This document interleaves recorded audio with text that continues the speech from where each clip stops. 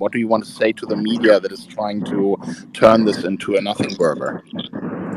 Well, they're trying to turn it into a nothing burger because they were complicit in deceiving the American public. And so rather than admit that they lied to the public, they're trying to pretend that this is a nothing burger, obviously. To anyone looking at it, that's clearly what happened. So, yeah, I mean, shame on them. Yeah, I agree with that. And then the other important thing here is that you are basically exposing collusion between a political party and in one file that was released, it was even called the Biden team contacting Twitter. I mean, that is election interference, isn't it? Yeah, I mean,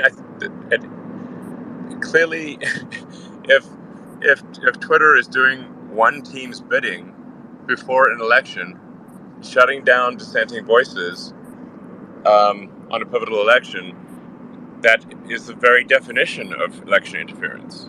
I mean, what the hell else would you? Of course, it's like, yes, frankly, Twitter was acting like an arm of the Democratic National Committee. It was absurd.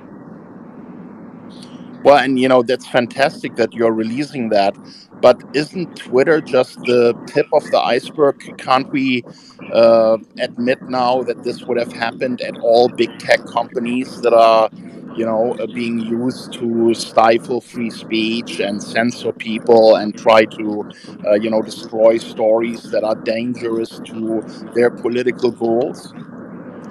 Yeah. No, I mean the level of collusion is insane. Like Twitter is the one company that is no longer colluding, and is no longer just going with the sort of NPC groupthink.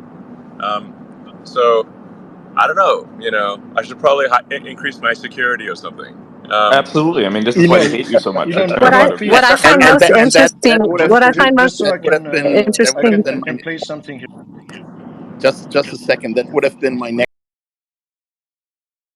question, Elon. How worried are you personally? I mean, you're putting a lot on the line, right? You have all these businesses going. You are out there fighting the good fight for free speech, but there's also certainly a concern on your mind about what the response to this is going to be. Do you feel threatened? Do you feel worried? Like, how do you feel personally about this? Yeah, and I'll add on to a question I asked as well, Elon. Like, what type of pressure have you faced so far? Maybe I should be more worried than I am, but I don't know. I think generally, if you do right by the people, then you have the people on your side. Elon, if you want, you can come to Sweden.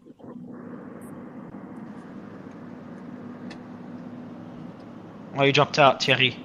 Can you hear me first, Elon, before I give the mic back to Kim? I lost the signal there. Yeah, oh good. Yeah, he dropped out. Can you hear me or not? Just so I know, if you can't hear me, I'll give the mic back to Kim. No, you can't hear me. Kim, you take the mic. I was going to ask him what he thought, really quick, of Senator Warren's response that one person, him, should not have control over the narrative. Elon, I was saying, you can come to Switzerland by. Well, yeah, I mean, obviously, it's not one person has control of the narrative, because there's the entire mainstream media establishment who all talk like groupthink NPCs. There's Facebook, there's Google, there's TikTok. No, the actual problem is there's one person who isn't towing the line. That's the real problem. Thank you. That's the exact response that we needed.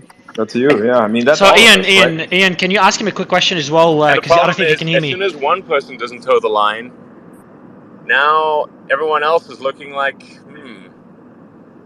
Well, now we're allowed to, Elon, and that's the issue. Is before we were at risk of being suspended or deplatformed. You're allowing. I mean, you're showing people that it's possible to. I mean, this is like competition does keep companies honest. It is a force for keeping companies honest. So if there's a competition for the truth, and Twitter wins the competition for the truth, then it will win over the readership and the attention of the public, and everyone else will be forced to tell the truth too. Do you think that you run the risk of like the EU Commission or any of these other big political bodies trying to take you down when you're doing this?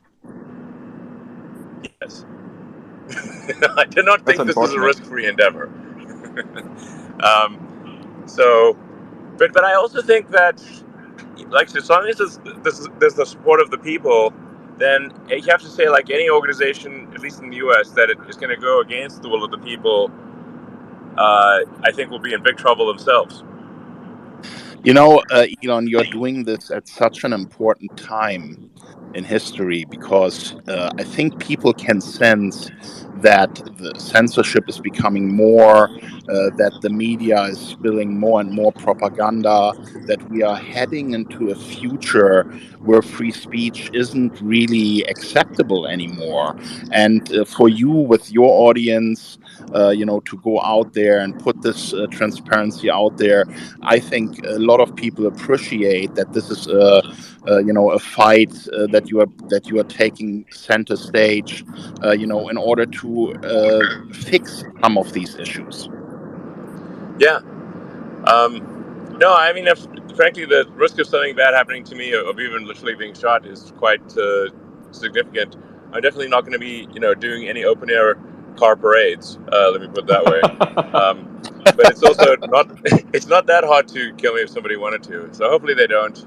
And if fate smiles upon the situation with me and does not, that does not happen. I'm taking reasonable precautions, I guess, but there's definitely some risk here. But I mean, at the end of the day, I think we'll just want to have a future where, we're not oppressed, or our speech is not suppressed, and we can say what we want to say without fear of reprisals. As long as you're not, like, really causing harm to somebody else, then you should be able to say what you want. And that's quite a rare thing, I think, as people just take that for granted sometimes, but really throughout history, free speech has been highly unusual, not common, and so we have to fight very hard to keep that, because it's such a rare thing, and it's by no means something that is default. It's a controlled speech is the default, not free speech. Yeah, it does seem incredibly ironic that so many reporters in the media and prominent politicians are calling for restraints on free speech. This is crazy. It feels like we're in bizarro world here. Do you think that comes from the way that journalism is taught now in today's schools, in what we call postmodern journalism, or where do you think that's really coming from? I mean, I haven't been to journalism school, but it does seem as though that the elite educational institutions have been somewhat infected with an anti-free speech mind virus, which is sort of a subset of the woke mind virus.